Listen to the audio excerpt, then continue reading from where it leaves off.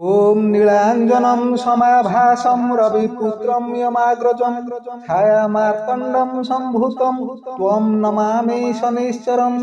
जय श्री शनिदेव। प्रिय भक्तगण, आज भगवान श्री शनिदेव जन्मतिथि पवित्र शनि अमावास्या। आज शनि अमावास्या पर पवित्र दिन में जो भी भक्त भगवान श्री शनिदेव पूजा बा आराधना करिथाए से भक्त जीवन ग्रह दशा एवं प्रत्येक प्रकार दुख कष्ट तुरंत दूर हो जाए। प्रिय भक्तगण, शास्त्र में एपरी मान्यता अच्छे जे अन्य दिन तुलन में शनि अमावास्या दिन भगवान शनिदेव आराधना कले भगवान शनिदेव खूब शीघ्र प्रसन्न हो जाती। आ भक्त जीवन में शनि 7.5 कारण जहाँ भी रोग व्याधि जहाँ भी समस्या अच्छी से सब को भगवान शनिदेव तुरंत दूर कर दिखती। सहित भक्तर दरिद्रता को दूर कर भक्त को अथह धन संपदा परिपूर्ण कर दिखती। तेणु प्रिय भक्तगण, आज शनि अमावास्या पर पवित्र दिन में आम आपण भगवान श्री शनिश्चर एक शक्तिशाली मंत्र विषय कहवाई जाऊँ जहाँ भगवान श्री शनिदेव को खूब शीघ्र प्रसन्न कराई। जदि आपण ए मंत्र को आज पर पवित्र दिन में केवल 21 बार शुणी दियंती बा जप कर दियंती तेबे विश्वास करंतु आज पर ठारू आपनक जीवन में जहाँ भी दुख कष्ट आ जहाँ भी समस्या अच्छी से सब क्षणिक भितर दूर हो। आपण भगवान शनिदेव को कौन जिनिस मागिया पूर्व ही भगवान शनिदेव आपनक सब मनोकामना को पूर्ण करदेवे। प्रिय भक्तगण, भगवान शनिदेव ए मंत्रटी एते शक्तिशाली जे यह बड़रू बड़ काल दोष सर्प परि ग्रह दशारू मुक्त कर दे। तेणु जदि आपण जीवन में प्रत्येक दुख कष्ट और समस्या को दूर करने सहित आज पर पवित्र दिन में भगवान श्री शनिदेव कृपा लाभ करने चाहती तेबे आज आपण भोकार रही जातु पछे किंतु भगवान शनिदेव ए मंत्र को 21 बार पर्यंत जप निश्चय कर दियंतु।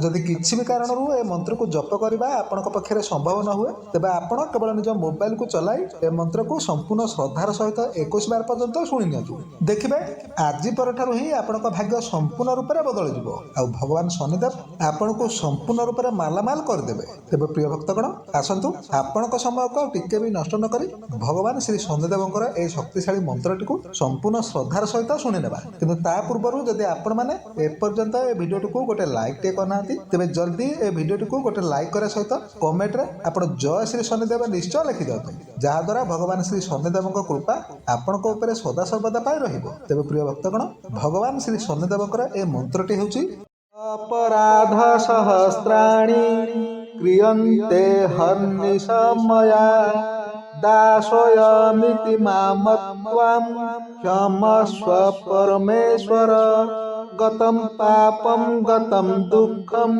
गतं दारिद्र्यमेव च आगतः सुख संपत्ति पुण्योऽहं तव दर्शनात्। ओम शं शनिश्चराय नमः।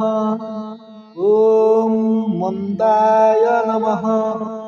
ओम मंदचेष्टाय नमः। ओम प्रां क्लीं प्रों सः शनिश्चराय नमः। अपराध सहस्राणि क्रियन्ते हर्निशमया दासोऽयमिति मामत्वां क्षमस्व परमेश्वर गतं पापं गतं दुःखं गतं दारिद्र्यमेव च आगतः सुख संपत्ति पुण्योऽहं तव दर्शनात्। ओम शं शनिश्चराय नमः। ओम मंदाय नमः। ओम मंदचेष्टाय नमः। ओम प्रां क्लीं प्रों सः शनिश्चराय नमः। अपराध सहस्राणि क्रियन्ते हर्निशमया दासोऽयमिति मामत्वां क्षमस्व परमेश्वर गतं पापं गतं दुःखं गतं दारिद्र्यमेव च आगतः सुख संपत्ति पुण्योऽहं तव दर्शनात्। ओम शं शनिश्चराय नमः। ओम मंदाय नमः। ओम मंदचेष्टाय नमः। ओम प्रां क्लीं प्रों सः शनिश्चराय नमः। अपराध सहस्राणि क्रियन्ते हर्निशं मया दासोऽयमिति मामत्वां क्षमस्व परमेश्वर गतं पापं गतं दुःखं गतं दारिद्र्यमेव च आगतः सुखसम्पत्ति पुण्योऽहं तव दर्शनात्। ॐ शं शनिश्चराय नमः। ॐ मन्दाय नमः। ॐ मन्दचेष्टाय नमः। ॐ प्रां क्लीं प्रों सः शनिश्चराय नमः। अपराधसहस्राणि क्रियन्ते हर्निशं मया दासोऽयमिति मामत्वां क्षमस्व परमेश्वर गतं पापं गतं दुःखं गतं दारिद्र्यमेव च आगतः सुखसम्पत्ति पुण्योऽहं तव दर्शनात्। ॐ शं शनिश्चराय नमः। ॐ मन्दाय नमः। ॐ मन्दचेष्टाय नमः। ॐ प्रां क्लीं प्रों सः शनिश्चराय नमः।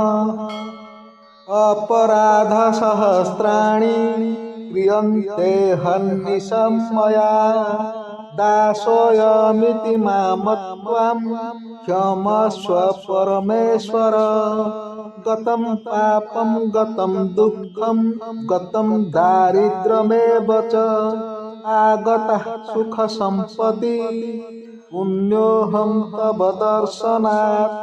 ॐ शं शनिश्चराय नमः। ॐ मन्दाय नमः। ॐ मन्दचेष्टाय नमः।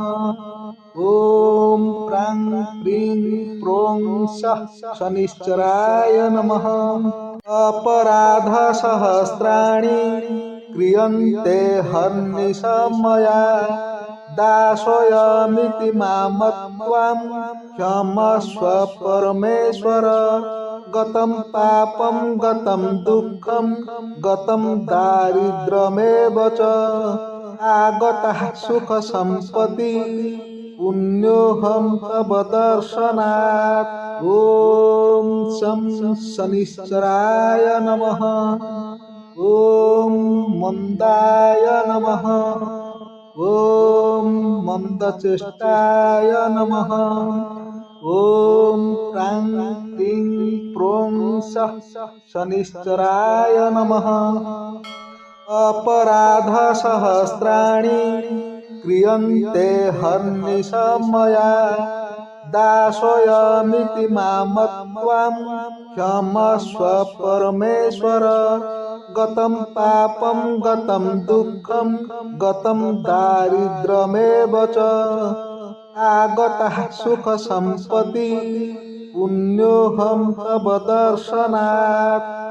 ॐ शं शनिश्चराय नमः। ॐ मन्दाय नमः। ॐ मन्दचेष्टाय नमः। ॐ प्रां क्लीं प्रों सः शनिश्चराय नमः। अपराधसहस्राणि क्रियन्ते हर्निशं मया दासोऽयमिति मामत्वां क्षमस्व परमेश्वर गतं पापं गतं दुःखं गतं दारिद्र्यमेव च आगतः सुखसम्पत्ति पुण्योऽहं तव दर्शनात्। ॐ शं शनिश्चराय नमः। ॐ मन्दाय नमः। ॐ मन्दचेष्टाय नमः। ॐ प्रां क्लीं प्रों सः शनिश्चराय नमः।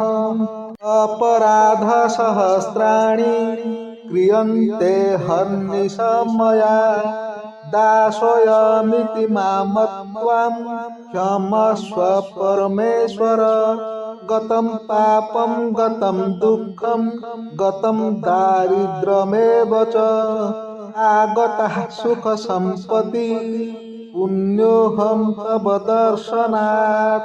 ॐ शं शनिश्चराय नमः। ॐ मन्दाय नमः। ॐ मन्दचेष्टाय नमः। ॐ प्रां क्लीं प्रों सः शनिश्चराय नमः। अपराधसहस्राणि क्रियन्ते हर्निशं मया दासोऽयमिति मामत्वां क्षमस्व परमेश्वर। गतं पापं गतं दुःखं गतं दारिद्र्यमेव च आगतः सुखसम्पदि पुण्योऽहं तव दर्शनात्। ॐ शं शनिश्चराय नमः। ॐ मन्दाय नमः। ॐ मन्दचेष्टाय नमः। ॐ प्रां क्लीं प्रों सः शनिश्चराय नमः। अपराधसहस्राणि क्रियन्ते हर्निशं मया दासोऽयमिति मामत्वां क्षमस्व परमेश्वर। गतं पापं गतं दुःखं गतं दारिद्र्यमेव च आगतः सुखसम्पदि पुण्योऽहं तव दर्शनात्। ॐ शं शनिश्चराय नमः। ॐ मन्दाय नमः। ॐ मन्दचेष्टाय नमः। ॐ प्रां क्लीं प्रों सः शनिश्चराय नमः। अपराधसहस्राणि क्रियन्ते हर्निशं मया दासोऽयमिति मामत्वां क्षमस्व परमेश्वर। गतं पापं गतं दुःखं गतं दारिद्र्यमेव च आगतः सुखसम्पदि पुण्योऽहं तव दर्शनात्। ॐ शं शनिश्चराय नमः। ॐ मन्दाय नमः। ॐ मन्दचेष्टाय नमः। ॐ प्रां क्लीं प्रों सः शनिश्चराय नमः। अपराधसहस्राणि क्रियन्ते हर्निशं मया दासोऽयमिति मामत्वां क्षमस्व परमेश्वर। गतं पापं गतं दुःखं गतं दारिद्र्यमेव च आगतः सुखसम्पदि पुण्योऽहं तव दर्शनात्। ॐ शं शनिश्चराय नमः। ॐ मन्दाय नमः। ॐ मन्दचेष्टाय नमः। ॐ प्रां क्लीं प्रों सः शनिश्चराय नमः। अपराधसहस्राणि क्रियन्ते हर्निशं मया दासोऽयमिति मामत्वां क्षमस्व परमेश्वर। गतं पापं गतं दुःखं गतं दारिद्र्यमेव च आगतः सुखसम्पदि पुण्योऽहं तव दर्शनात्। ॐ शं शनिश्चराय नमः। ॐ मन्दाय नमः। ॐ मन्दचेष्टाय नमः। ॐ प्रां क्लीं प्रों सः शनिश्चराय नमः। अपराधसहस्राणि क्रियन्ते हर्निशं मया दासोऽयमिति मामत्वां क्षमस्व परमेश्वर।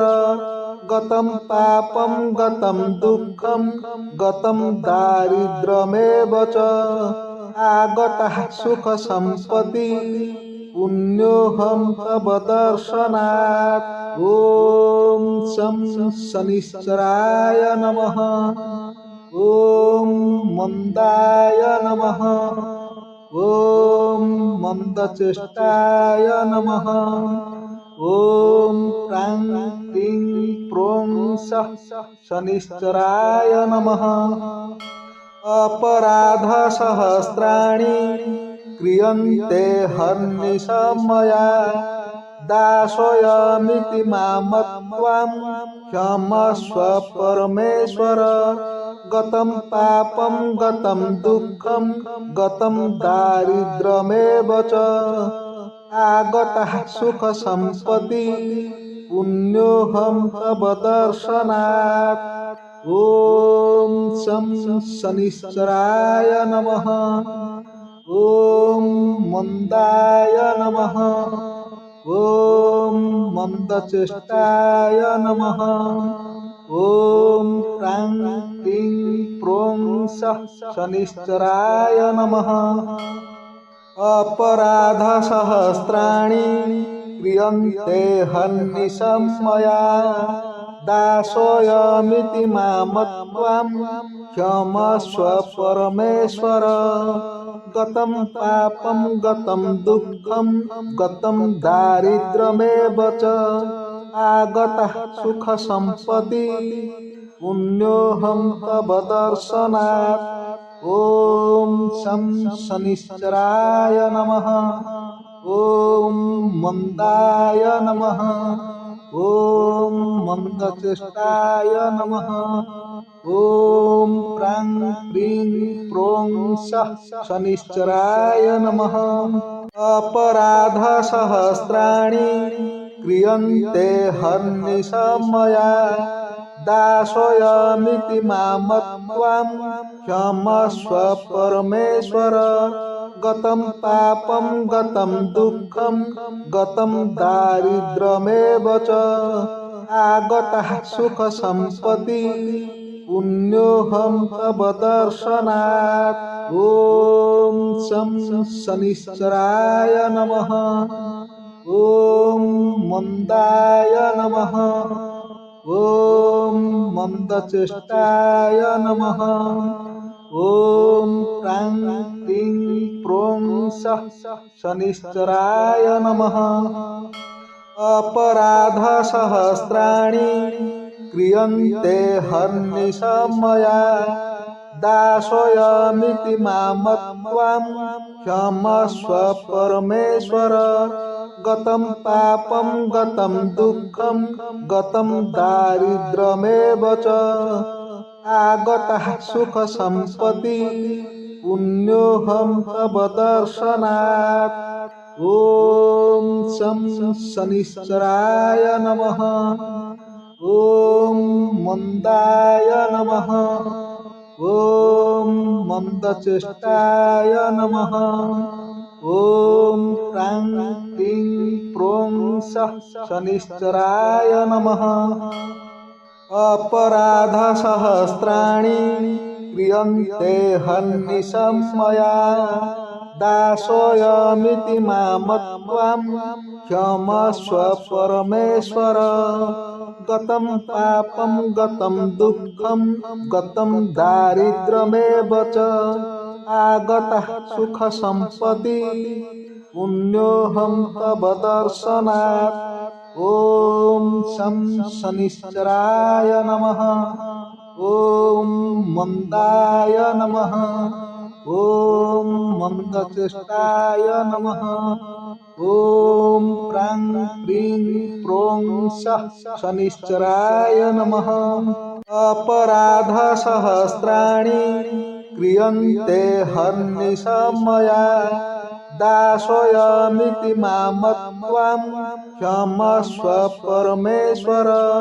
गतं पापं गतं दुःखं गतं दारिद्र्यमेव च, आगतः सुखसम्पदि पुण्योऽहं तव दर्शनात्। ॐ शं शनिश्चराय नमः। ॐ मन्दाय नमः। ॐ मन्दचेष्टाय नमः। ॐ प्रां क्लीं प्रों सः शनिश्चराय नमः। अपराधसहस्राणि क्रियन्ते हर्निशं मया दासोऽयमिति मामत्वां क्षमस्व परमेश्वर। गतं पापं गतं दुःखं गतं दारिद्र्यमेव च आगतः सुखसम्पत्ति पुण्योऽहं तव दर्शनात्। ॐ शं शनिश्चराय नमः। ॐ मन्दाय नमः। ॐ मन्दचेष्टाय नमः। ॐ प्रां क्लीं प्रों सः शनिश्चराय नमः। अपराधसहस्राणि क्रियन्ते हर्निशं मया दासोऽयमिति मामत्वां क्षमस्व परमेश्वर। गतं पापं गतं दुःखं गतं दारिद्र्यमेव च आगतः सुखसम्पत्ति पुण्योऽहं तव दर्शनात्। ॐ शं शनिश्चराय नमः। ॐ मन्दाय नमः। ॐ मन्दचेष्टाय नमः। ॐ प्रां क्लीं प्रों सः शनिश्चराय नमः। अपराधसहस्राणि क्रियन्ते हर्निशं मया दासोऽयमिति मामत्वां क्षमस्व परमेश्वर। गतं पापं गतं दुःखं गतं दारिद्र्यमेव च आगतः सुखसम्पत्ति पुण्योऽहं तव दर्शनात्। ॐ शं शनिश्चराय नमः। ॐ मन्दाय नमः। ॐ मन्दचेष्टाय नमः। ॐ प्रां क्लीं प्रों सः शनिश्चराय नमः। अपराधसहस्राणि क्रियन्ते हर्निशं मया दासोऽयमिति मामत्वां क्षमस्व परमेश्वर।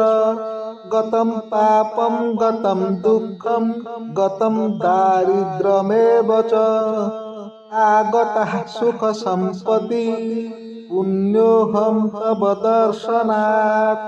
ॐ शं शनिश्चराय नमः। ॐ मन्दाय नमः। ॐ मन्दचेष्टाय नमः। ॐ प्रां क्लीं प्रों सः शनिश्चराय नमः। अपराधसहस्राणि क्रियन्ते हर्निशं मया दासोऽयमिति मामत्वां क्षमस्व परमेश्वर। गतं पापं गतं दुःखं गतं दारिद्र्यमेव च आगतः सुखसम्पत्ति पुण्योऽहं तव दर्शनात्। ॐ शं शनिश्चराय नमः। ॐ मन्दाय नमः। ॐ मन्दचेष्टाय नमः। ॐ प्रां क्लीं प्रों सः शनिश्चराय नमः। अपराधसहस्राणि क्रियन्ते हर्निशं मया दासोऽयमिति मामत्वां क्षमस्व परमेश्वर। गतं पापं गतं दुःखं गतं दारिद्र्यमेव च आगतः सुखसम्पत्ति पुण्योऽहं तव दर्शनात्। ॐ शं शनिश्चराय नमः। ॐ मन्दाय नमः। ॐ मन्दचेष्टाय नमः। ॐ प्रां क्लीं प्रों सः शनिश्चराय नमः। अपराधसहस्राणि क्रियन्ते हर्निशमया दासोऽयमिति मामत्वां क्षमस्व परमेश्वर गतं पापं गतं दुःखं गतं दारिद्र्यमेव च आगतः सुखसम्पदि पुण्योऽहं तव दर्शनात्। ॐ शं शनिश्चराय नमः। ॐ मन्दाय नमः। ॐ मन्दचेष्टाय नमः। ॐ प्रां क्लीं प्रों सः शनिश्चराय नमः। अपराधसहस्राणि क्रियन्ते हर्निशं मया दासोऽयमिति मामत्वां क्षमस्व परमेश्वर गतं पापं गतं दुःखं गतं दारिद्र्यमेव च आगतः सुखसम्पदि पुण्योऽहं तव दर्शनात्। ॐ शं शनिश्चराय नमः। ॐ मन्दाय नमः। ॐ मन्दचेष्टाय नमः। ॐ प्रां क्लीं प्रों सः शनिश्चराय नमः। अपराधसहस्राणि क्रियन्ते हर्निशं मया दासोऽयमिति मामत्वां क्षमस्व परमेश्वर गतं पापं गतं दुःखं गतं दारिद्र्यमेव च आगतः सुखसम्पदि पुण्योऽहं तव दर्शनात्। ॐ शं शनिश्चराय नमः। ॐ मन्दाय नमः। ॐ मन्दचेष्टाय नमः।